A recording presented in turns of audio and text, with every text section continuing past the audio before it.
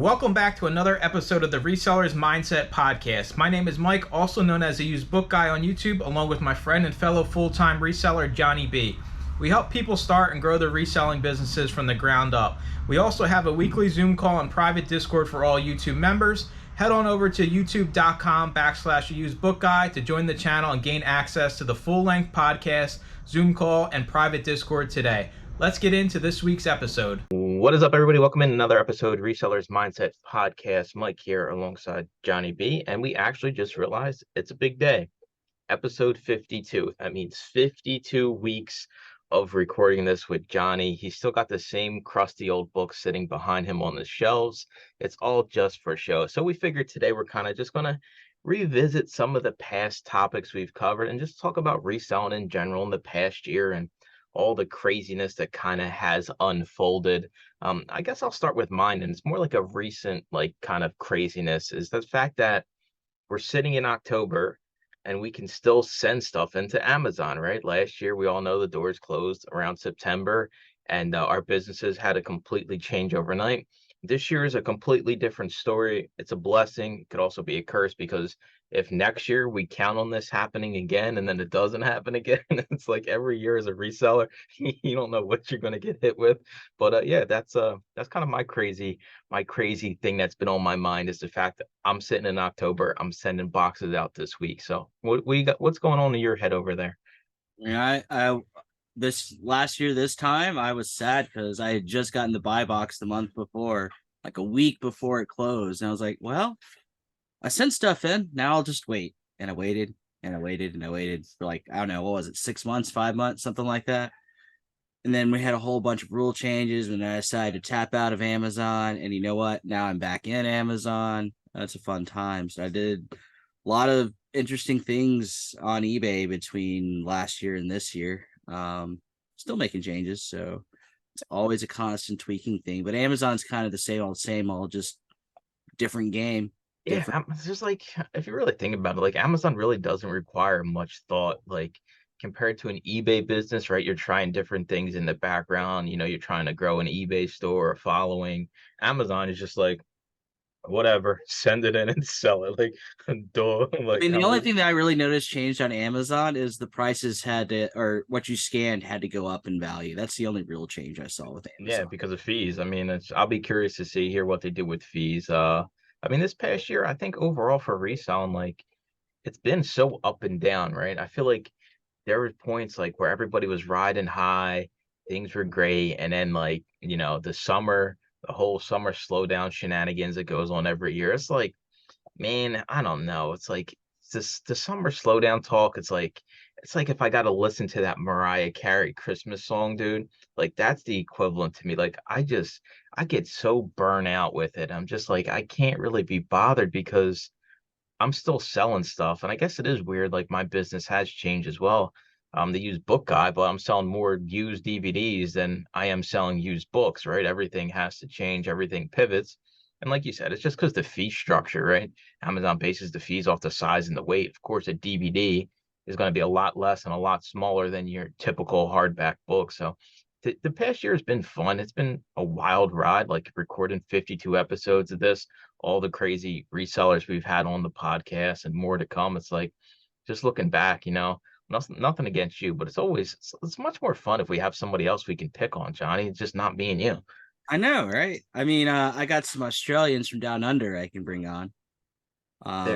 Some other people, but yeah. I will be curious to see here though how this Q4 plays out. As always, there's always some kind of talk going on, right? People have been relating slow sales currently to student loans coming back because they were, you could defer the student loans. Oh, yeah. That's kind of the hot topic right now, right? In the reselling world. Well, people aren't going to be spending as much money. So nobody's going to buy your books, Johnny. You might as well go back and get your old job, beg for it back. I think so many people they just harping on the negative. I'm one of these people. I forget what it was. I got a comment the other day. It was something related to something that might happen, right? A comet could hit the earth, right? I'm the type of person with the business. I'll cross the bridge when it gets here. Like, I'm not trying to plan for these unforeseen things that may never happen. But a lot of people do it. It's like the comments coming, Johnny. I looked at my telescope last night. I seen it. It said it right for us. And the future elephants who will evolve into inherit the earth will have statues of little humans of the epic meteor hitting us. It'll be great. The secret reptilian human society is going to take over eBay, and that's going to be it. They're only going to want to sell reptilian foods, not books, not CDs, not DVDs. I need to get Jesse Ventura on here for an episode so we can go down the conspiracy theory rabbit hole. Mind blown. I think the other two biggest changes I've had in my business was a solid employee and opening a storefront. And I wish I had done both sooner, truth be told. Well, I tried the employee route once before. That particular employee didn't work out. I've talked about her before. And then I had my army of employees. Now I have my solid employee. All right, give me the 1 minute breakdown. You need to summarize your mindset before you had any employees and why you decided to get one, and then your mindset you saw, behind opening a little storefront where you can buy and sell books. Sure. The employee route was I wanted to grow my business and I was just running out of time. I was working more hours than I was working now, and it wasn't enough. I always felt like I was behind with how I'm running my business, because I wanted to run a bigger operation than a single person could do. But I was like, I don't need sleep. I could do it all myself. I could only do that for so long before I had to throw in the towel of I can't do this solo of the way I want to run it. Now I could run it solo, but I'd have to run it differently. So that was my justification for an employee. So I tried one. She was great for a minute. Then she had problems, not so great. And then I had a bunch of them. Now I was like, this is a bit too much. And I was looking for a certain type of person. And of that batch, I ended up with one. And she's solid. She's great. She works like a champ. Couldn't ask for anybody better. Now the shop was just, well, we're bringing in a lot of stuff now. And this was pre me getting back into Amazon. And it was like, we're still getting a lot of junk because of bulk buying. And like, what do I do with it? I tried all kinds of things to get rid of it. I tried a yard sale. I tried going around to shops and stuff. I tried donation things. They wouldn't take it, enough of it. They had certain requirements. They wanted to give me partial store credit, not even full store credit. Bad bookshops, bad.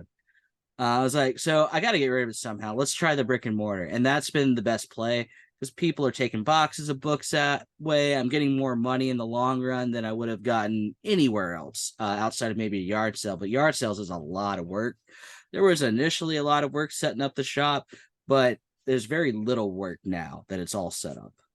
Yeah, I like the idea of like, the storefront moves everything and you don't have to move all the like think about it, right? Me versus you, I got to go to Second and Charles. I got to drive there. I got to drop it off. I got to wait to get my offer. It's just like it's too much of a headache. So having everything centralized, if you're going to do any kind of bulk anything, whether that's media, clothes, shoes, you need to have a plan to easily get rid of the stuff that isn't worth the money. And I think that's kind of the huge benefit. And I said it before, you probably should have did it a long time ago, but you don't know until you know, right? The best part is people bring me inventory now.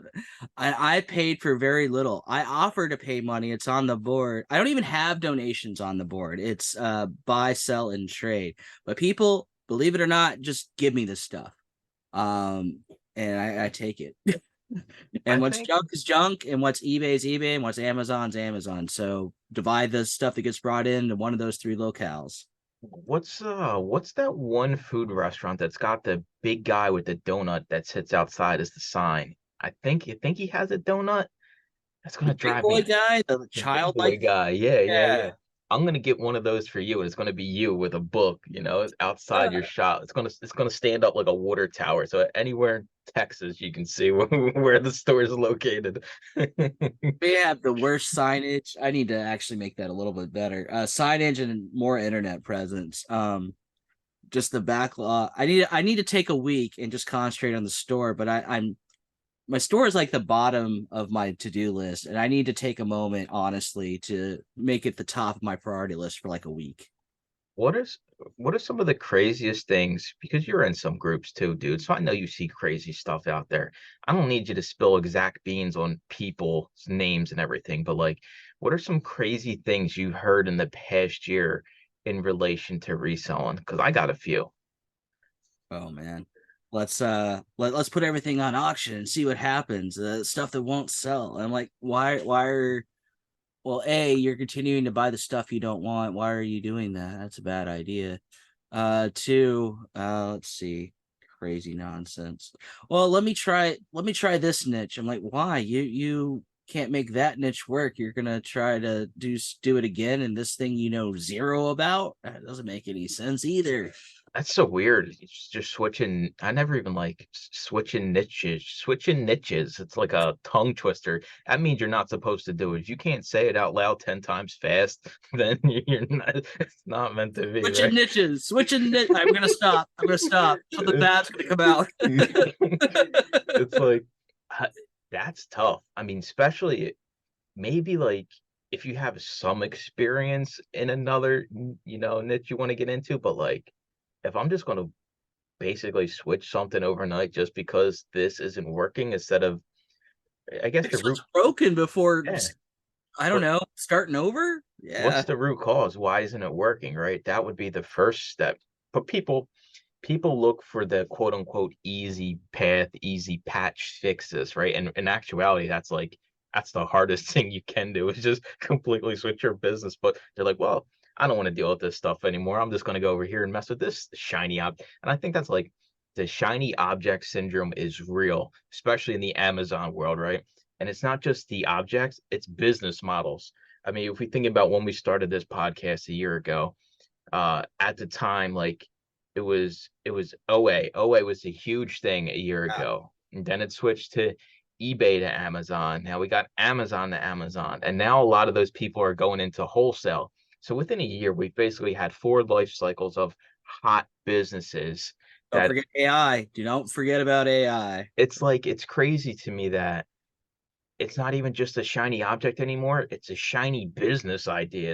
It's not just like and people I get it all the time because I'm a lot of friends. I've got a lot of friends that are OA sellers. Hey, when are you gonna get into OA? Hey, when are you gonna start doing this? And I'm just like, I want to be good at the one thing that I'm doing and master that as best as I can. There's still a lot of room for, I mean, you're never going to get to a point where it's like 100% perfect. But kind of what I've developed over the past year is like I got a lot of my time back. I'm making more money than I did. So it's like I'm going the right way. Why would I just want to hop on this other, quote unquote profitable business adventure if what you have works? And I think what happens is people see like they almost justify the change by like, oh, it's been a slow month on Amazon, so I can't sell uh clothing anymore. I got to switch to selling sneakers. It's like when you're looking for a change or when you're looking for something negative, like to make you do something, you're gonna find it every single time. I mean, even I'm guilty of this. I've changed what I've done in my own business like 3 or 4 times this year. I mean, there's that. I mean, we are talking about this before the call a little bit. There's that 2 month period when I was listing 50 items a day. And you know what? Those 50 items a day were all junk Nora Roberts books. And that kind of screwed me as I've been kind of trying to figure out how to move that stuff. And I tried all kinds of things. Some stuff works better than others. Um, and then got back to what I knew. And then, oh, well, let's change it to an ASP model, which is what I'm currently working with. And I think I like that a lot better as it's still work, but it's less of it. And it frees me up to do more things in my business like Amazon and or storefront nonsense. Um, Yeah, but see, you stayed within your lane though, right? I It's didn't, all and I within. stayed with. I was always books, always books. Like, okay, how do I get better at the book game? What do I switch here and there? Now, there's a thing to be said for experimenting and seeing what works and what doesn't work, and then adjusting and moving forward. But sometimes you have to give up on experiments, and like this just doesn't work. Bottom line, because you can overdo an experiment and you do your blue in the face. Maybe I didn't give it enough time. Let's do it for another month. Oh, maybe 3 months, maybe 6 months, and 2 years down the road you still saying that same old song and dance? You shouldn't be. There definitely has been a change in thrift stores over the past year. Anybody out there that has a thrifting model like myself, we all know prices are going up. Goodwill now, their books are basically $2.99 across the board minimum. If you look a year, maybe a little bit longer than a year ago, I used to be able to get books for 50 cents softback, 97 cents hardback at Goodwills. Them days are gone. So we all know prices are going up. We all know that thrift stores now all have online businesses, online shops. It's getting harder and harder to find things if you're doing thrifting, because all the businesses see the opportunity of reselling. So the thrifting, it's harder, but you always have to be looking for ways to kind of have a relationship and get ahead of the curve. A fun fact story here that I haven't even talked about this to anybody, so this is like breaking news.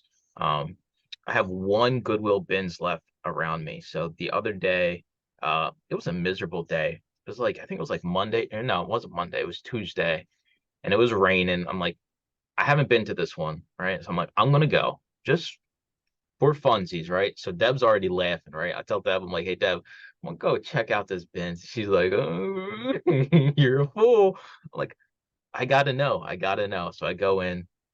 I mean, dude, the amount of people that are sitting in there, I'm not kidding. They got camping chairs, right? These people live in those things. There's no books. I mean, there's no bins of books at this. It's all clothing and your junk home goods that are just completely destroyed. But I kid you not, in this, 1,000 square foot little bin, it's not a big bins. There's probably 1,000 people in there, dude. I literally walked in, I laughed, I walked around just to make sure there's no bins of books. I'm out, dude. These people, I mean, I that's not. I think we get into reselling to like we want to make money, but like I don't know, like that doesn't seem enjoyable to me, dude. To just sit and like let me just send you to one thrift store all day, cross your fingers and pray to the reselling gods that they bring out stuff and that there's some profitable stuff in there that you can even grab because there's 10 million other people. It's like I don't listen. If somebody listens to this lives at the bins, I apologize, but that's like the last place you're relying on your business. Like, I don't know. I personally, if I had to sit at the bins 2 days a week for my business to survive, I'm out. That's not enjoyable for me. It's funny you mention that. I'm not going to say her name where she's located, but she goes to the bins actively. And she messaged me when this happened because it was involved books. So a gentleman got a lifetime ban from all Goodwills because he threatened another bookseller that he was going to go out to his car and get his gun because the other gentleman took his books. I mean, it's survival of the fittest in those places, man. Who's going to shoot somebody over a pile of books? Honestly, that's ridiculous. That's the biggest hurdle I have when it comes to a thrifting model is I don't mind dealing with people, right? I can sit here all day. We could talk all day long. But the common courtesy of years past is gone, right? And especially when it comes to selling books, I say it all the time. You come across another bookseller, there's a 90% chance they're going to be a rotten soul. That's just the reality of it. Um, it's really, I think it's like the problem is a lot of the old timers are ticked off that new people are in the business making money, tanking the market, whatever, whatever. Well, that's just the way business works. But yeah, the thrifting market over the past year that we've been doing this podcast, it's definitely gotten harder to find stuff. You got to search for deals. You got to take advantage of half off days. You got to take advantage of knowing, the person that puts out this stuff that you're looking for in the thrift stores. There's so many ways you can cheat. Yeah. Okay, go ahead. I think cheating is almost a requirement if you want to survive in a reselling business long term. If you can call it cheating, I mean, I like to call it cheating because people get all salty when you say, "Hey, I can go in the back room of a Goodwill," and they're like, "Well, that's unfair to me." Well, you snooze, you lose, sucker. No, absolutely. That's the only way to win this game is figure out how you do better than your competitors. How do you do better than everybody else? And they may not even be competitors. Like me, I'm a book guy, but I'm more of a vintage book guy, and or if it's worth a lot of money, book guy. So how do I get better at that game? What am I doing differently and better, or better than what everybody else is doing? Like even Max has mentioned this. He sources books differently. I source books differently. You source books differently. How are you sourcing? That is a process, and probably the biggest process that will catapult your business. The other one in that may be as equal in value. There we go. There's better English for you. equal in value to that is networking with people. I've gotten some great networking. I'm not even talking about like in my area, like even online. I met people and we've negotiated deals. I mean, even me and Max made a deal. We talk about a little bit here and there, or me talking like you. You send me a box of books every now and again. That's cool. That's a I got a huge box waiting for you, dude. I got to fill it up with a little bit more stuff. Right. So networking, and I know some people don't like to socialize and chit chat and all that, but there are benefits to doing so. And yeah, I mean, there's other things outside of this group, but I mentioned the two that are relevant to this group, Max and Mike, and some other people. Do you think like you can just be a quiet little good boy and not talk to anybody? And I think with Amazon, you probably could be profitable, but I don't think you could be as profitable. I'm not saying you should go out and be a YouTuber, no offense, Mike, or big name on social media, but you can be quiet and very surgical and make a lot of money, I think. If you are good at buying stuff online and you're because that's your game, because you don't like going out and socializing and wheeling and dealing. I love that personally, but I'm more an outgoing person than what we're talking about here. I think you can make a lot of money that way. So yes, I think that personality type can do very well. Could they do as well or more? I don't know. I don't have an answer to that one. Maybe is my going to be my official answer on that. Um, on the topic of YouTube, let's look at the year past of reselling on YouTube. For me, I'm not subscribed to a ton of channels, right? This past year, I've kind of purged a lot of channels. How often are you on YouTube? Um, well, every day, but that's mainly to listen to music and or take a day. Like I'm bored of music. Let's catch up on all the book podcast I'm behind. Sorry, Mike, I'm behind on your videos too.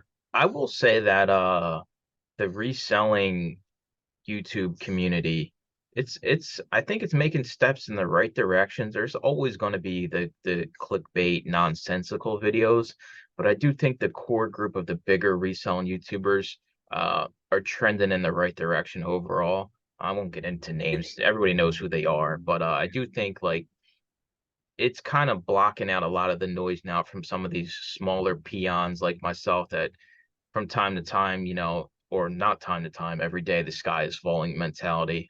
So I think that is good in that sense of it. I think there is a change going on finally, maybe because we're past summer and now the crybabies are actually selling stuff because it's not the summer slowdown anymore. But I do think it is headed in the right direction.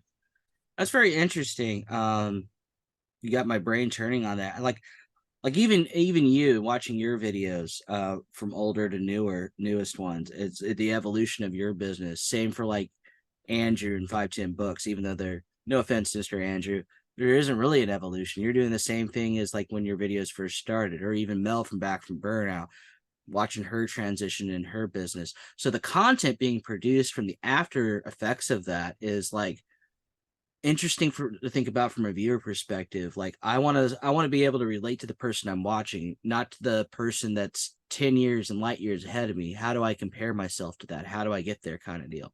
So that's an interesting perspective to think about. Maybe that's too in depth for our general viewership here, but that's just something I just thought about. No, I mean, listen, I run the most pathetic eBay store, right? If they're like, hey, who here has a pathetic At eBay least you store? run an eBay store. At least you run one. Suck it, Amazon sellers. Like, I admit it, right? But like, I'm not active on eBay at all. But I can listen to every daily refinement, tech, and sports. Like, I've learned so much about the platform and business overall. I mean, yeah, they're light years ahead of like revenue that I make, but it's still like you learn business practices from some of these bigger folk. But I do think it's a very slippery slope about who you're listening to out there on the YouTube world. Like it's I mean, there's people out there that should not be making content and should not have any subscribers. There's lots of them in the reselling world, but it's gravitational pull when you hear like, oh, you got to do this to make $1 million. And in the Amazon world, I think it's a lot more prevalent, right? Like the Amazon people are all like, oh, 6 figures, 7 figures. Oh, yeah, you need to do this, you need to do that. But like at the end of the day, every single business, you, me, anybody else, it's completely different than the next. There's no two alike. businesses out there. So it's like, just because this works for Johnny, I'm not running to do it, right? Like, even if this is making him millions of dollars, there's no way I can guarantee, or he can guarantee, that if I implement this thing, it's going to make me money. But that's not the reality out there in the YouTube world. So yeah, that kind of covers the YouTube nonsense over the past year. What else has kind of gone down that's been big to you the past year of reselling? I'm going to go back to one of the two valuable things I mentioned, networking. I met another bookseller. He does Amazon, he does eBay. Him and I are doing a fair bit of business together. He brings me some paperbacks and money, and I give him books that he desires for his store that I don't want, because he's honestly more focused on his brick and mortar store than he is on his Amazon and eBay business. Now, some stuff he buys off me is for his eBay business, mainly because he likes to do lots. I hate doing lots. I'm not taking the time to do that. So that was huge for me. And also, we're scanning stuff for him because he wants some stuff for a certain rank for his storefront, because that's his model for his storefront. It's an interesting thing to do that. Like, hey, I'm going to just put on my storefront what the people actually like to read, regardless if Amazon wants it or not. So I found that very curious. I'm not doing that in my store because my store is more of a liquidation model. Liquidation store model, that is. What else did I do this year? Yeah, so the packaging, I don't think I've ever talked about this. I've started, now that I've got my dimensions down and I spent a small fortune over at Uline, I just order my packaging from eBay or cheaper places these days, as long as it's the same thing relatively. Now, Uline is going to have the top of the line quality, but it's also going to have the top of the line pricing. So cutting some costs there. Employee workflow, that's another thing. Maybe or may not apply to some viewership, but basically she's running my Amazon business. I do eBay outside of the eBay photos because I hate photos. So when she's done with that, she just moseys on over to FBM and FBA, packs boxes, even takes them to the drop-off place for me. The only thing I really do in Amazon is sometimes I'll help scan or book prep, like with stickers and stuff, just to help. Thing with employees is you want what they're doing to make you money. If they're busy just sweeping the floor, that makes you no money. That makes the shop clean. So I try to help her whenever she's here. Her work involves making me money. It makes sense. And it's good to know that you probably have, rats running around your shop because you don't sweep the floor. Hey, I sweep the floor. She doesn't need to be sweeping the floor. She needs to be making me money, because my time's not free, but I can stay a little extra to do the things that don't necessarily make me money. They make the shop clean, kind of deal. I got a hot take here. I think in the past year, resellers overall have been looking to take the easy way out. Oh yeah, hurts me. It's, I don't know, I don't know, man. It's any business you have, it's going to take work, right?